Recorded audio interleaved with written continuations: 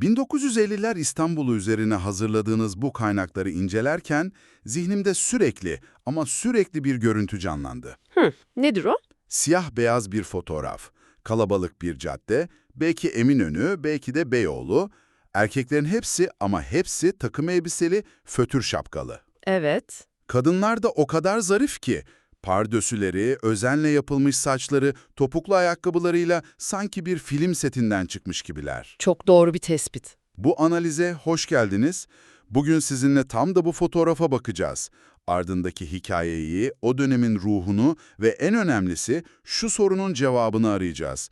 Neden o dönemde herkes bu kadar şık ve bu kadar birbirine benziyordu? Bu soru aslında bütün analizin kilit noktası. Değil mi? Bu benzerlik bir tesadüf müydü yoksa bize o toplum hakkında çok daha derin bir şeyler mi anlatıyor? Kesinlikle ikincisi. Çünkü o tek düzeliliğe ilk bakışta ne kadar sıkıcı veya herkes aynı diye yaklaşabiliriz. Ama işin derinliğine inince bu benzerliğin aslında o dönemin toplumsal yapısının, hayallerinin, hatta üretim biçimlerinin bir yansıması olduğunu görüyoruz.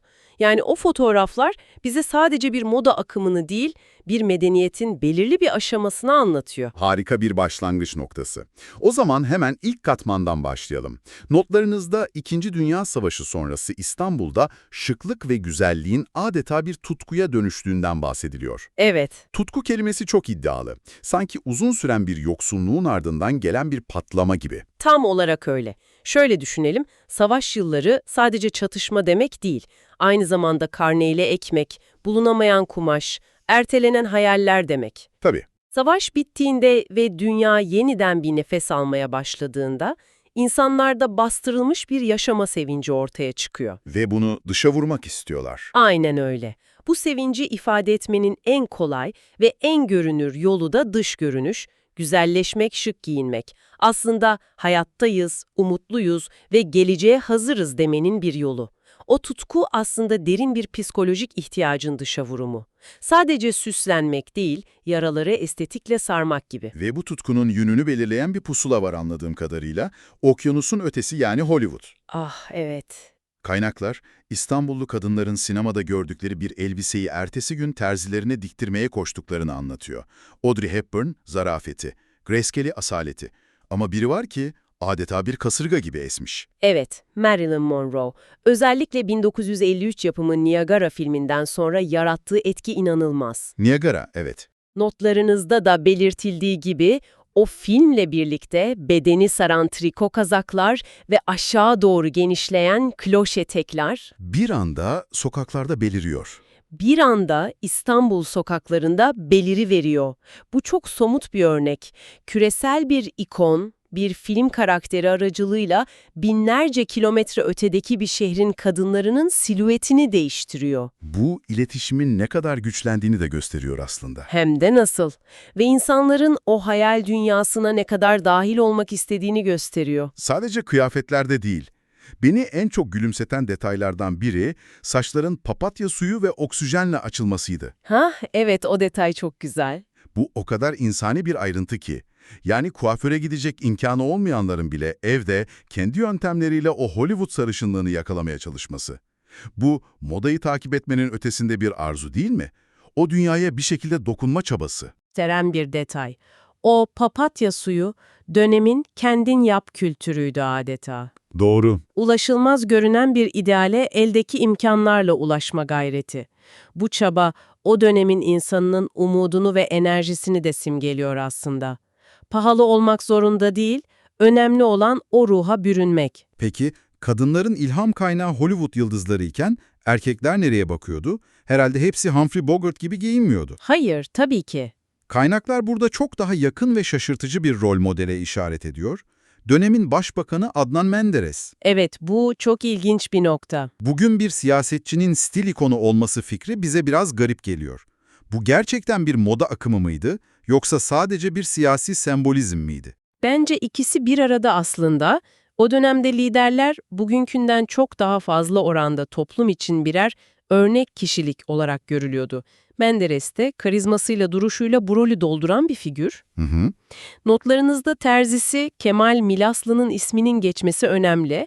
Bu bize Menderes'in stilinin tesadüfi olmadığını, üzerinde düşünülmüş, tasarlanmış bir imaj olduğunu gösteriyor. Bir devlet adamı imajı. Ve bu imajın takipçileri de yine siyaset sahnesinden, Demokrat Partili diğer siyasetçilerin de kendi terzilerinden Menderes gibi takımlar istediği belirtiliyor. Evet, Dar kesim ceketler, dik yakalı, uzun manşetli gömlekler. Adeta bir siyasi hareketin gayri resmi üniforması gibi. çok doğru bir benzetme. Bir partiye aidiyetinizi giyim tarzınızla da belli ediyorsunuz. Hatta Stil en tepeden aşağıya doğru dalga dalga yayılıyor. Ama işin en keyifli ve insani detayı da burada ortaya çıkıyor. Kaynakta geçen o ifade harika.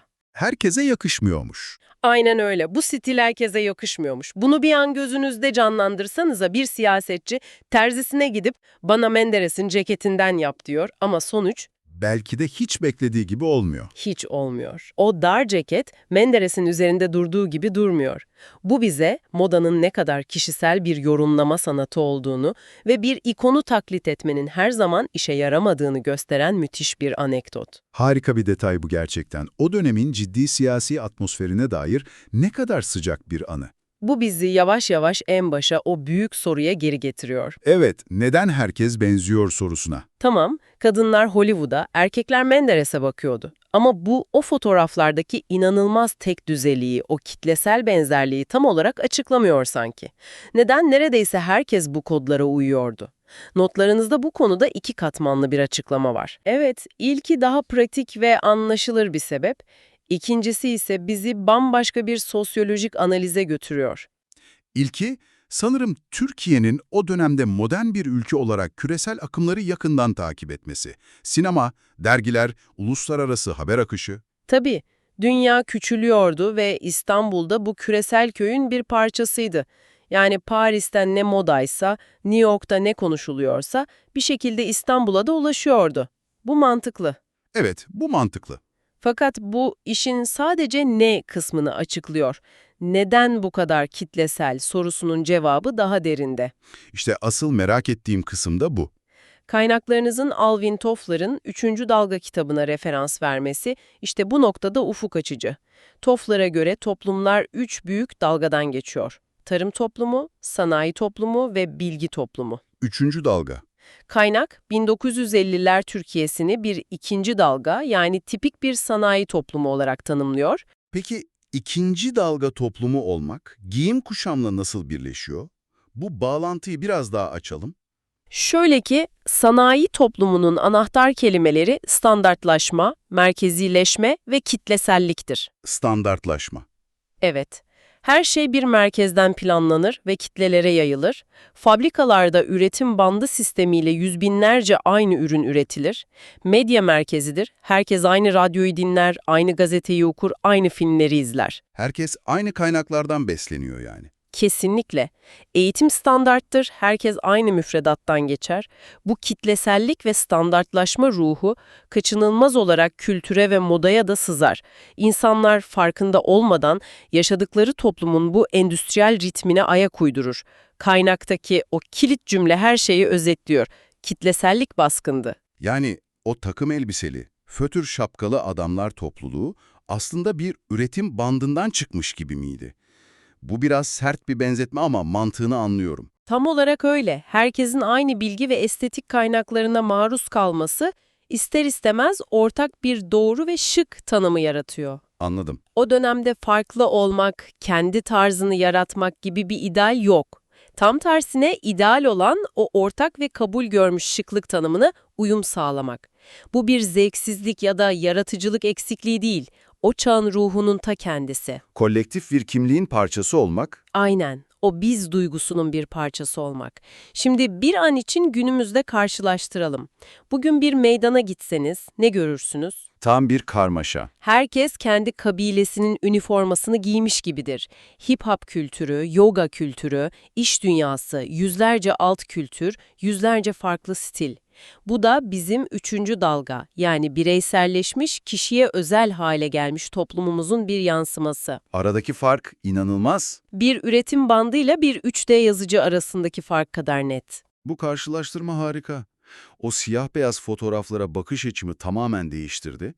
O tek düzelik aslında bir geri kalmışlık değil, tam tersine o dönemin modern sanayi toplumunun zirvesinde olmasını bir işaretiymiş. Kesinlikle. Peki bu giyim kuşamdaki zarafet ve tek düzelik, şehrin genel atmosferi ve insan ilişkileri hakkında bize ne söylüyor? Bu durum sadece kıyafetlerle sınırlı kalamaz herhalde. Elbette kalamaz.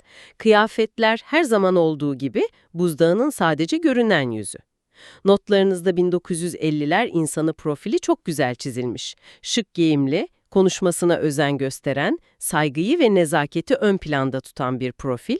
Evet, Yani o şık takım elbiseyi veya döpiyesi giydiğinizde ondan bir duruş, bir adab-ı muaşeret bekleniyor. bir davranış kodu yani. Tam olarak toplu taşımada yüksek sesle konuşmamak, bir hanımefendiye yer vermek, efendimli, beyli hitaplar, kılık kıyafet davranışsal bir kodun da parçası haline geliyor.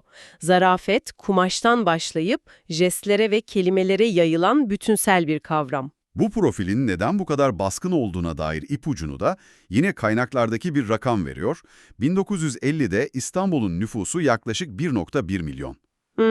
Bu, bugünün mega kentiyle karşılaştırıldığında neredeyse butik bir rakam. Metin, şehirli nüfusun baskın olduğundan bahsediyor. Sanırım bu henüz büyük göç dalgalarının başlamadığı bir döneme işaret ediyor. Tam olarak öyle. Bu önemli bir sosyolojik detay. Henüz şehrin çeperlerinin kontrolsüzce genişlemediği, herkesin birbirini bir şekilde tanıdığı, sosyal kontrolün daha güçlü olduğu bir yapı var. Daha yönetilebilir bir şehir. Evet, bu yapı o ortak nezaket kurallarının ve estetik anlayışın korunmasını ve yayılmasını kolaylaştırıyor. O şehirli profil, şehrin ritmini ve ruhunu belirliyor ve o ruhu belki de en iyi özetleyen cümle yine kaynaklarınızdaki o şiirsel ifade. Evet, o cümleye ben de takıldım. Değişimin başladığı, Osmanlı'nın hala hatırlandığı, kentin hüznüne rağmen insanların kendini tatlı bir huzura bıraktığı zamanlar. Ne kadar güzel bir özet değil mi? Burada bir sürü zıtlık bir arada gibi. Değişim ve geçmiş, hüzün ve huzur. Bu cümleyi biraz deşelim mi? Değişimin başladığı diyor. Yani Cumhuriyet'in getirdiği modernleşme hamlesi devam ediyor. Yeni bir yaşam tarzı, yeni kurumlar yerleşiyor. Dinamik bir dönem. Tamam, Ama aynı zamanda Osmanlı'nın hala hatırlandığı diyor.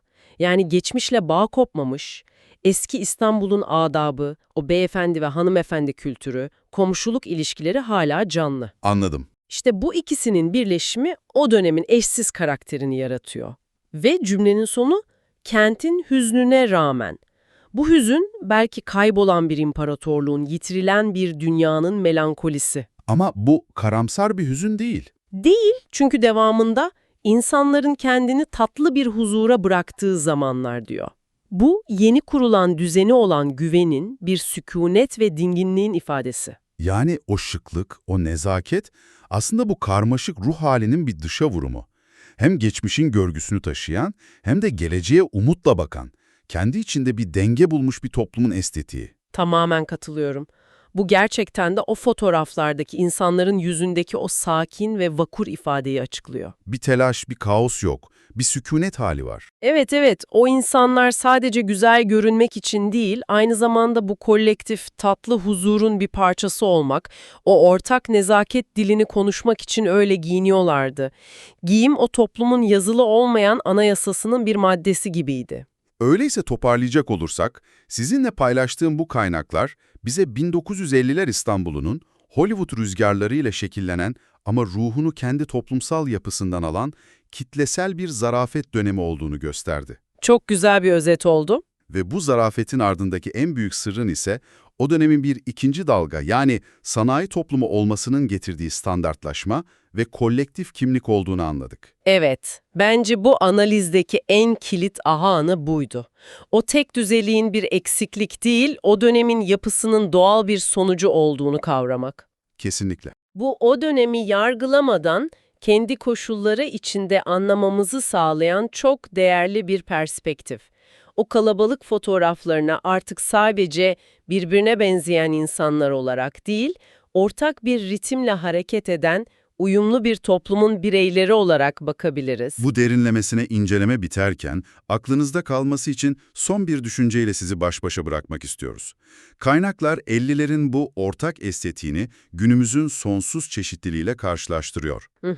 Bugün bireyselliği, kişisel ifade özgürlüğünü ve kendi tarzımızı yaratmayı kutsuyoruz. Peki sizce bu sonsuz seçenekler çağında o dönemin ortak bir estetik ve nezaket diline sahip olmasında yitirdiğimiz değerli bir şeyler olabilir mi? Yoksa herkesin aynı partisyonu zarafetle yorumladığı bir senfoni mi? Bu kaynaklar bu sorunun cevabını düşünmek için bize harika bir başlangıç noktası sunuyor.